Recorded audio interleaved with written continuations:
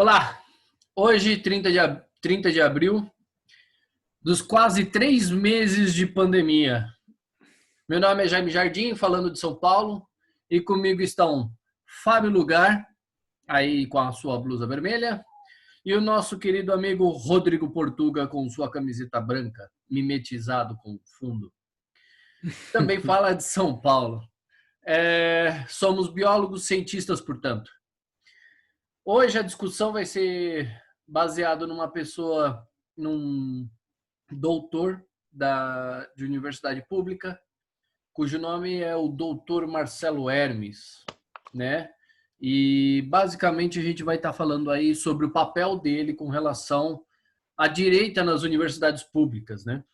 E antes da gente começar o nosso diálogo e a nossa conversa, eu gostaria de fazer 3 principais questionamentos aí para que a gente pudesse tentar responder ou seguir como uma linha mestre aí para que a gente possa dar os tópicos aí necessários, né? Então, o primeiro seria quem é Marcelo Hermes. Eu acho que esse já é um passo bem importante para entender quem é. O segundo seria qual o papel do DPL na universidade pública, por consequência, o que é a DPL. E o terceiro, qual é o alcance que o Marcelo Hermes vai ter, assim como o DPL tem, né? E aí eu estou falando em termos de atual governo, bom, enfim, a gente vai discutindo aí. Certo?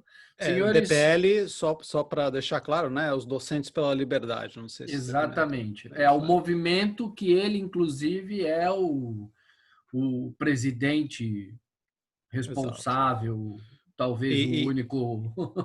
E colocado pelo próprio Marcelo Hermes e por outras pessoas como o que seria o análogo da escola sem partido no ensino superior.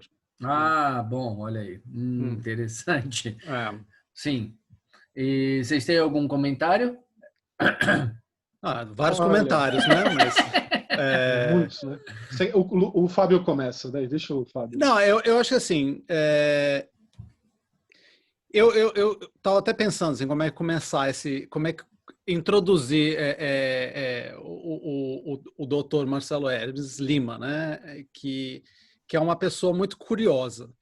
E daí quanto mais eu pensava, mais eu ficava achando que um jeito interessante de colocar é mais contextualizar não só no questão quem é o Marcelo, né? Mas também quem é a direita de hoje em dia, né? Que é uma coisa meio bizarra.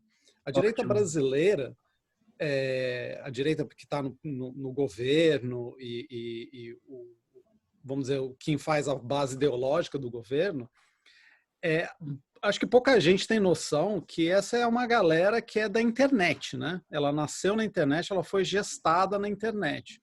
Muita gente, desde o MBL até, tipo, sei lá, Rodrigo Constantino, o próprio Olavo de Carvalho, e até o fenômeno, quer dizer, não o Bolsonaro em si, né? Mas o fenômeno do culto a ele, isso tudo como chama, foi gestado na internet. E no caso de muita gente, muitos direitistas de hoje em dia, eles eram tudo orkuteiros, né? Era gente do Orkut, que tinha grupo no Orkut, falava umas barbaridades, esse tipo de coisa.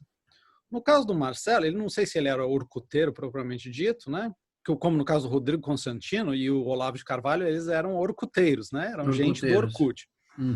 Agora, o Marcelo, ele sempre teve um blog, né? Ele era um blogueiro, isso que ele era durante um tempo, né? Quer dizer, já como professor. Já como professor. Ele tinha um blog que se chamava, eu acho que é Ciência Brasil.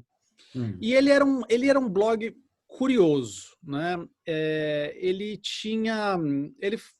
Honestamente, eu nem sei se ele falava muito de ciência, né? Sim. Mas ele falava muito sobre a academia e falava da perspectiva, do ponto de vista dele, né? E era muito um blog de, como se diz isso? De crítica. Divulgação? Não, né? De crítica de coisas que ele via acontecendo na academia. Tá. E como chama? Não de delação, né? Como é que se chama isso? Denúncia. Denúncia, isso, obrigado. Denúncia. Era um blog de denúncia. que a princípio, assim, você tem que ver que isso era eu acho que o blog dele, a primeira vez que eu entrei em contato foi lá, sei lá, 2005, 2006, alguma coisa assim. Sim. Ele não tem mais esse blog, né? Esse blog não tá no ar ainda. Não. Saiu. Saiu do ar. Uhum. Mas o negócio, assim, à primeira vista, ele se destinava principalmente a criticar coisas que estavam acontecendo na própria universidade dele. Tá. E eram coisas que eram realmente preocupantes, né? Tipo, em termos de sei lá, esquemas que pelo menos ele denunciava como sendo esquemas de corrupção, esquemas sei lá, de perseguição e tal. Mas com o tempo que ia passando, você ia notando que tinha sempre ali um viés, né, no que ele falava. Ok. Ele começava a associar muito do que acontecia na universidade dele, não só vamos dizer assim, os grupos da própria universidade, mas a uma coisa maior, né? Tá. Primeiro, o governo federal, que na época era do PT, e depois as esquerdas como um todo. E com o tempo eu vi o blog dele se morfando nessa coisa, que depois, aparentemente é uma coisa que ele sempre foi uma pessoa, sei lá, um conservador, né? Mas daí ele começou a cair nesse discurso anti-esquerdista muito forte, né? E aí uma pergunta que eu faço para você ele era anti-esquerdista ou anti-PT? Olha, eu acho que ele era as duas coisas, porque ao mesmo tempo que ele era anti-PT, essas coisas se misturam, né, com o tempo, né? Porque à medida que você vai criticando o PT, por exemplo, o pessoal começava a ir atrás de coisas que achavam que era o que o PT estava fazendo e eram normalmente associadas com a esquerda de maneira geral, né? Que é, sei lá, ações afirmativas, sei lá, que mais? Cota, né? Que a gente chama, né? Cota. Não sei, feminismo, sabe? Esse tipo de coisa que eu diria nem é associado ao PT diretamente, né? Feminismo definitivamente não, mas acaba associando as duas coisas, né? Tipo, acha que essa coisa de institucionalizar cotas é uma coisa do PT e esquerdista ao mesmo tempo, logo as duas coisas se misturam. Tá. Até onde eu pude entender, a birra dele era primeiro com o PT e depois com a esquerda. Ah, entendi. Mas assim, isso até onde eu vi, né? Depois eu fiquei sabendo que ele há muito tempo já era um conservador, então ele provavelmente já tinha isso, as questões contra a esquerda, né? Imagino, mas eu nunca tinha visto antes. E eu digo isso assim, a primeira vez que eu cheguei no blog dele, eu cheguei não assim para, nossa, olha que barbaridade o cara estava fazendo. Não, eu fiquei sabendo dele como um divulgador, uma pessoa que divulgava ciência, que estava fazendo talvez um trabalho importante e que estava fazendo algumas críticas que eu acho que para ser bem honesto, eram críticas que eu também concordava, assim, em detalhe, não, vamos dizer, nas generalidades, né? Mas em detalhes as coisas, eu acho que a gente tem bastante divergências, né? E uma das coisas que ele era muito crítico era a respeito da qualidade da ciência feita no Brasil e também a respeito das políticas em relação à ciência e tecnologia do governo do PT, né? Eu sempre achei que o governo do PT tinha investido mal o dinheiro, né? Investido principalmente em termos de quantidade, não necessariamente de qualidade. E ele tem uma crítica muito parecida com essa. Só que, vamos dizer, a crítica dele pesa para um lado ideológico que eu acho muito estranho, né? Que ele não só acha que que o PT investiu mal, mas que isso era um plano, né? Tipo um plano maquiavélico para usurpar o mundo, se sei lá. Então, é aí que as coisas começam a ficar complicadas, né? Tá. Porque o problema do Marcelo não é, que nem eu falei, não é exatamente a generalidade da crítica dele, né? Quando você fala assim, não, ele tem um problema com a questão da qualidade de ciência no Brasil. Eu falei assim, eu acho que é justo, ele acha que o PT investiu mal, eu também. Mas daí quando você chega no nível de tipo, isso é um plano secreto dos globalistas para fazer, sabe? Daí eu vou dizer que você dá 2 passos para trás e reavalia tudo aquilo que você estava concordando com ele também, né? Uhum. Porque você tem noção de que o cara é um teórico da conspiração, né? Basicamente é isso que ele é. Perfeito. E eu acho que isso é que ele se revelou com o tempo cada vez mais e mais. Enfim, eu não sei se tem algum comentário. Eu cheguei a fazer alguns comentários aqui, mas antes de eu começar a fazer, achei muito interessante sua colocação, principalmente da questão da origem. Portuga, toca o barco aí, fala aí o que você acha. Olha, eu vou falar algumas considerações, primeiro sobre Marcelo Hermes, não conheço pessoalmente, e depois sobre o que seria esse movimento Docentes pela Liberdade. Também fui conhecer agora, é uma coisa bem nova, um movimento novo. Sobre Marcelo Hermes, o Fábio já falou bastante, é isso mesmo. Eu conheci o Marcelo Hermes também lá o assunto, né? Não ele pessoalmente.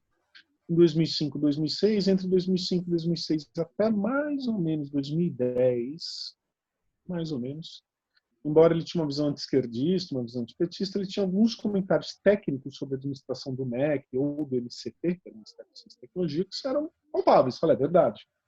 Tecnicamente, são críticas reais, inclusive algumas eu concordava. Né?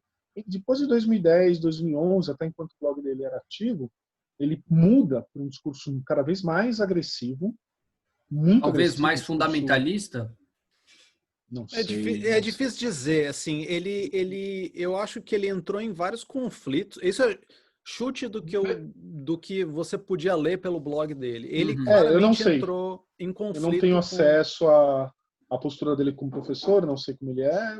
Ele é um profissional. Exatamente. Assim, bioquímico aparentemente bom no que ele faz, né? Ele é um professor nisso. Sim. Né?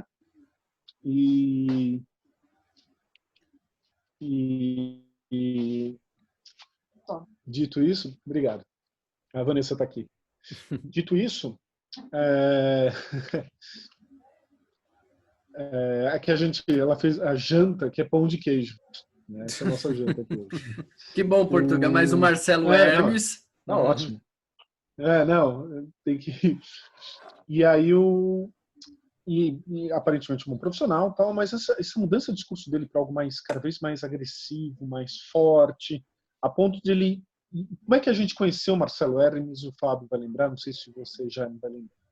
Quando a gente estava todo mundo no Museu de Zoologia, todo mundo era bombardeado pelo e-mail dele. Ele conseguiu acesso à lista de e-mail de vários programas de pós-graduação. Não sei como foi isso, não sei. E eu fui atrás, eu guardei tudo, tem tudo guardado. Eu falei, olha, tá aqui, 2005, 2006, uma briga que um dos alunos do museu tem, mas como ele conseguiu, a gente tem que entender quem é ele, como esse cara chegou a isso. Tal. Enfim, ele bombardeava todos os programas de pós-graduação do Brasil, talvez mais das ciências biológicas ou afins, né? De onde ele vem. E aí, desse ponto de virada, ele começa a discutir sobre o antro de maconha e perversão e sexo que virou NB.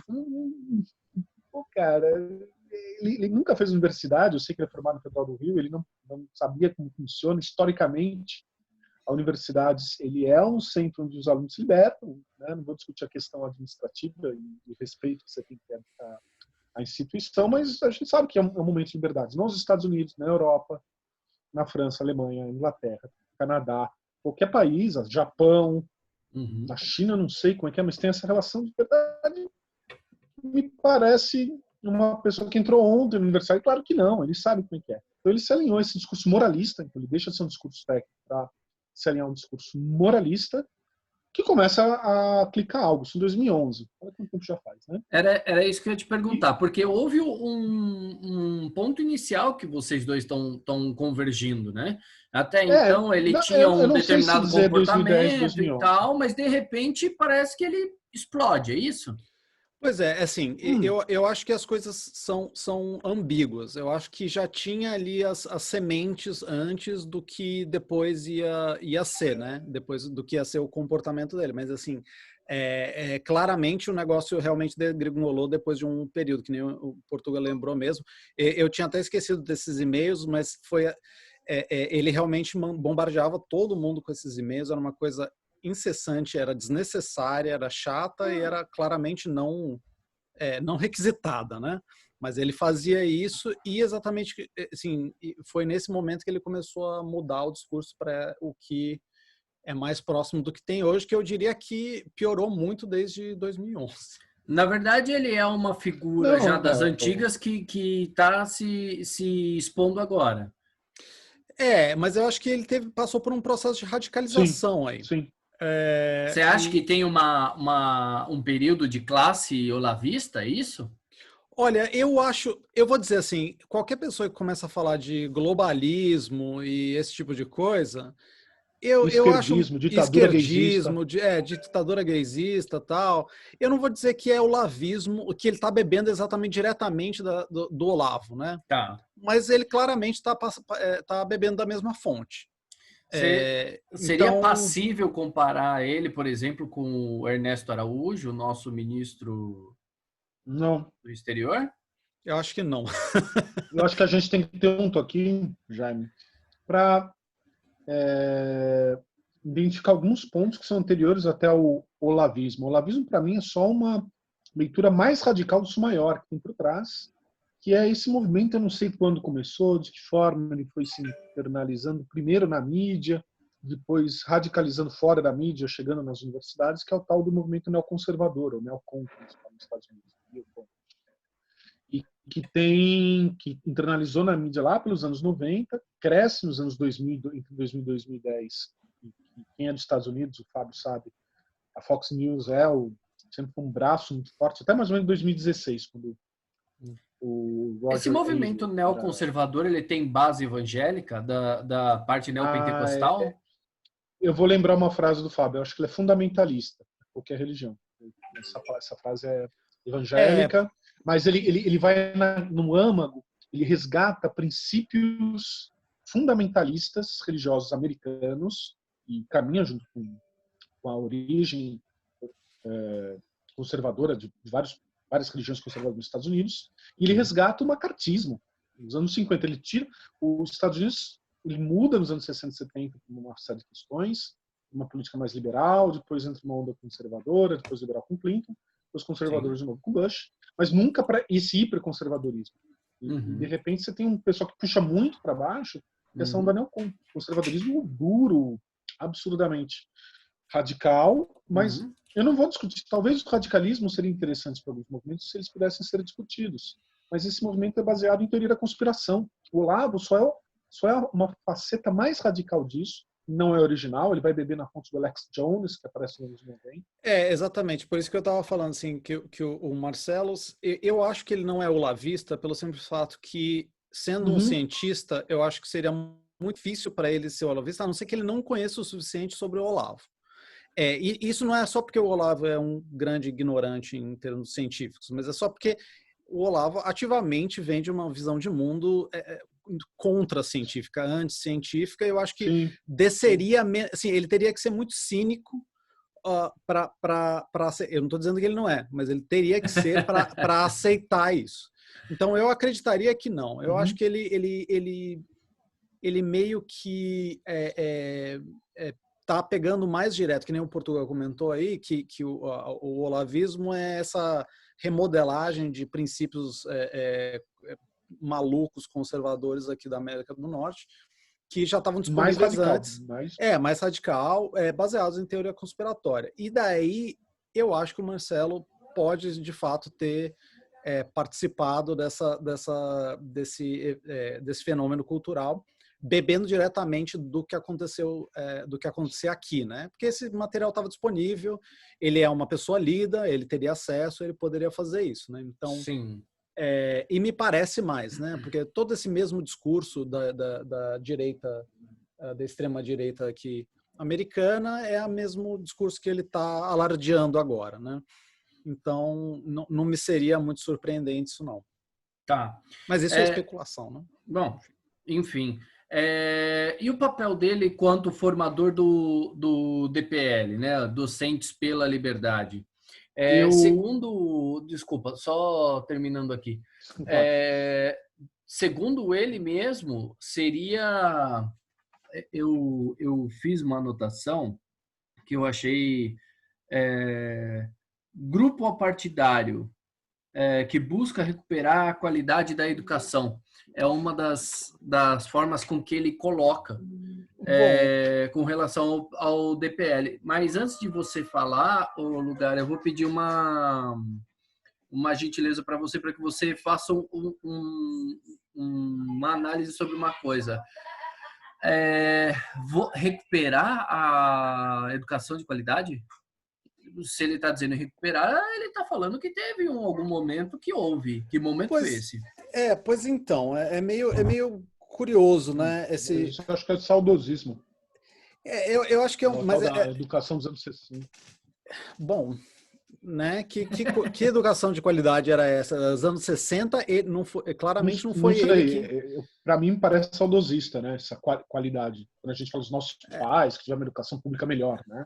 Eu acho assim, tem várias questões a respeito. Acho assim, sobre os docentes pela liberdade, assim, é meio incerto o que de fato eles defendem, né? Não é muito claro. Eles trabalham. Claramente, você olha É contra a direita.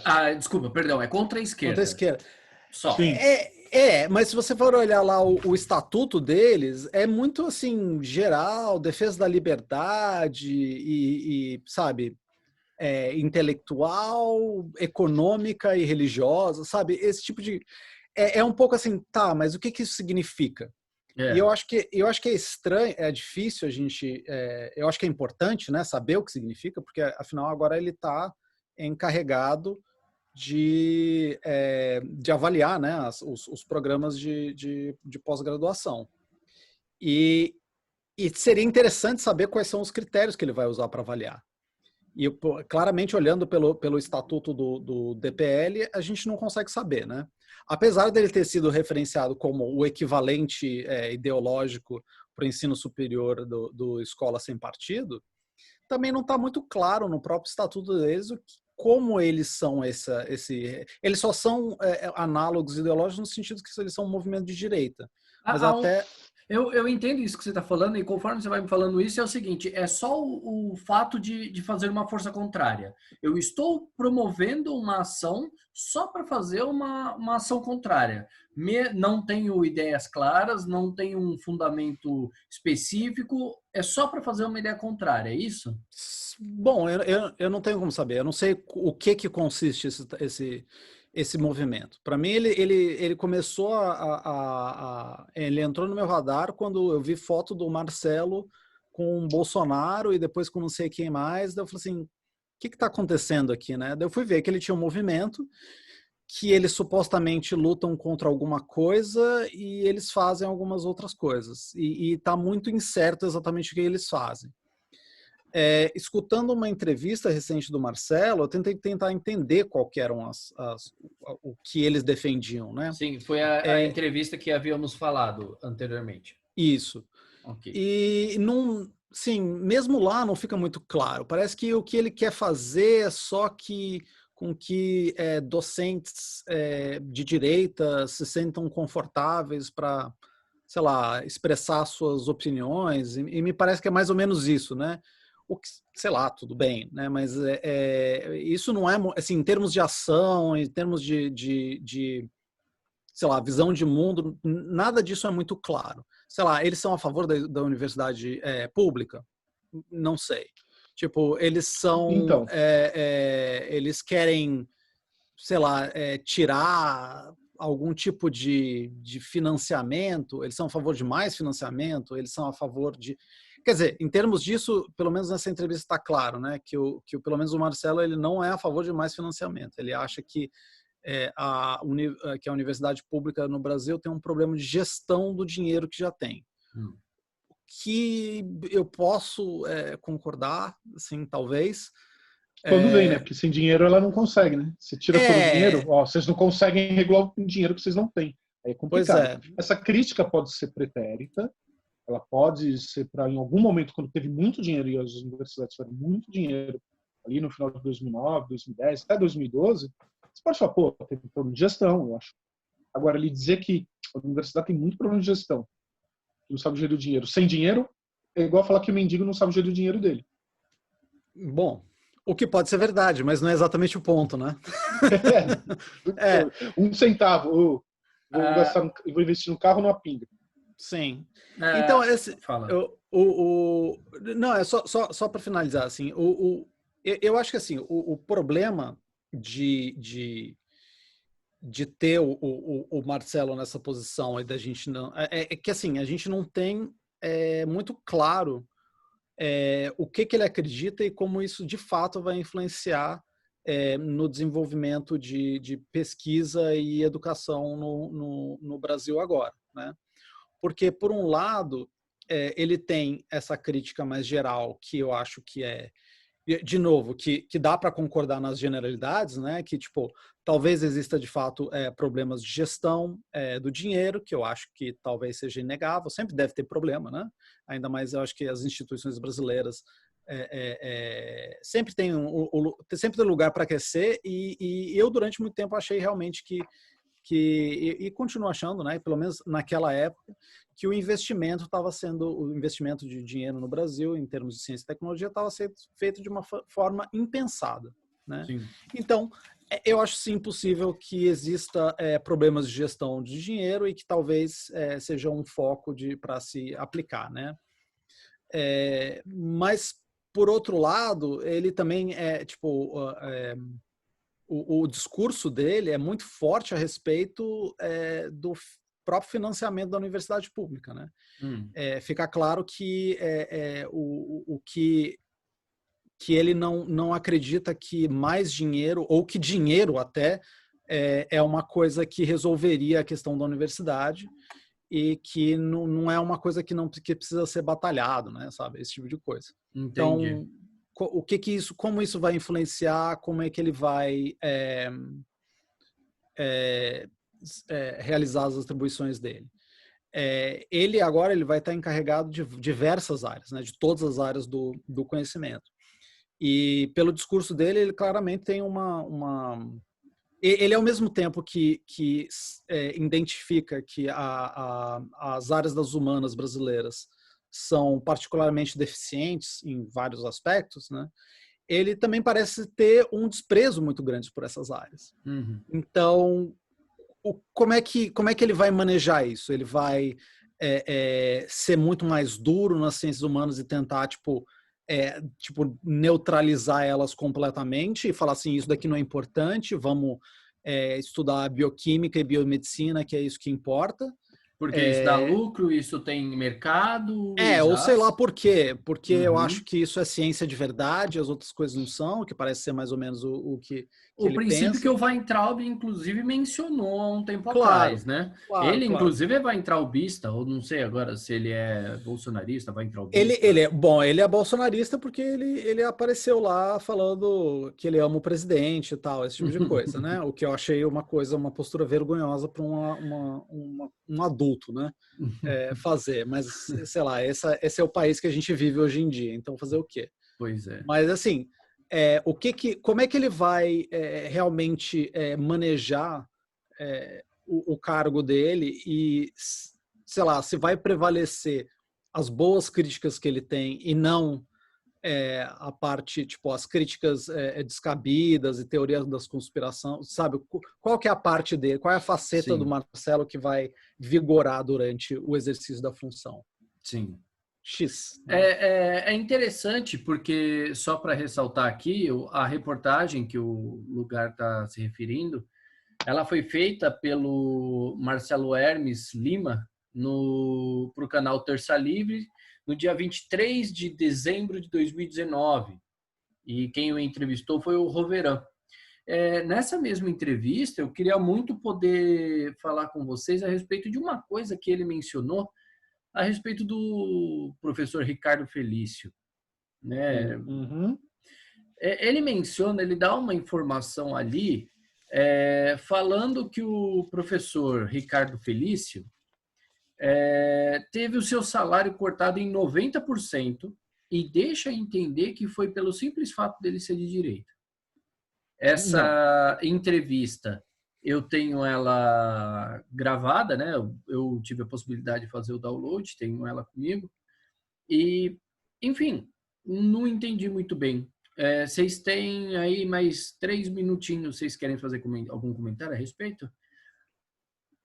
Eu tenho muita coisa para falar sobre a questão do Felício, e aí talvez a gente tenha que fazer uma outra só sobre Só sobre docentes Felício. pela liberdade. Não, só sobre docentes pela liberdade, porque ele carrega algumas pessoas, com, vamos dizer assim, um aspecto acadêmico bem duvidoso, negacionista, como o Ricardo Felício, como o Eberlin, que é criacionista bem Que era o outro que radical. estava cotado para a mesma Exatamente. posição que o Marcelo Hermes Mas eu só posso levou. dizer que a questão do Felício é técnica em relação, e o Felício comeu muita bola dentro do professor, não sei como é a situação dele, do Departamento de Geografia da USP, ele entrou como climatologista, e ele teve uma série de problemas, inclusive acadêmicos, de artigos, tal, que eu nunca tive muito acesso. Quando eu soube, ele teve acho que teve redução de porque assim, isso tem que ser falado, os professores na universidade pública brasileira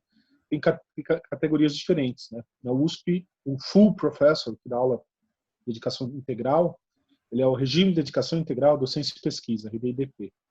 Depois você tem 40 horas, depois 20 horas, e algumas peculiaridades. Mas é basicamente full time, né, ou dedicação integral, 40 horas, 20 horas.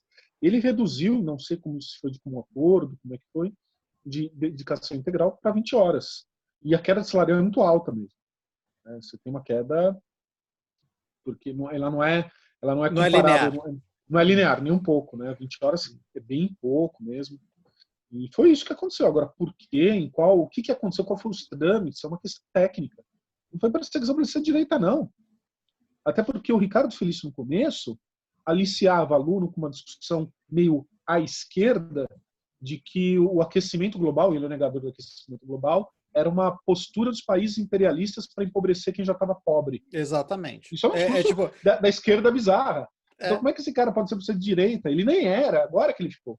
Também é oportunista. O Ricardo Felício sempre foi... ele virou agora por oportunismo simples, puramente, né? Porque o aquecimento global Eberlin é um dos negacionismos científicos que não tem bandeira, né? Tipo, ele tipo, esquerda e direita já beberam dele de formas integrais. Eu conheço muita gente de esquerda que é negacionista do aquecimento Mas hoje ambiental. ela é fortemente pela direita, tá? Acho que agora ela é fortemente pela direita, porque eu acho que aconteceu muita coisa para mudar isso, né? Para tipo, sei lá, para reverter esse cenário, porque eu acho que ficou mais claro que o negacionismo climático tem interesses econômicos, é financiado e esse tipo de coisa, e daí acho que cada vez fica mais claro para as pessoas de esquerda de que o negócio não é bem por aí, daí até por motivos que eu diria que errados, né, tipo simplesmente por alinhamento ideológico, o pessoal muda de lado só porque fala assim, beleza, agora é de esquerda, então a gente não vai ser negacionista climático, sabe? Sem nenhum tipo de avaliação muito profunda. Okay. Mas enfim.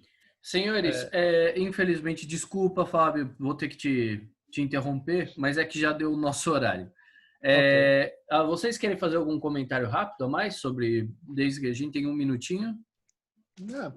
Eu não tenho tem muita coisa para falar disso ainda, eu acho. Entendi. A gente podia até fazer outro. Eu acho que o único comentário que eu faria, eu realmente acho que, assim, é incerto qual vai ser o rumo que o Marcelo vai dar para avaliação da CAPES daqui para frente. Eu acho que não dá para saber. E o negócio é torcer para que não vá pelo lado maluco. Porque se for pelo lado maluco, daí a gente dançou. Ok. Bom, então, sendo assim, agradeço aos doutores pelas explicações e pela maravilhosa companhia. Muito obrigado por vocês. Aquele abraço a todos e até mais. Até mais.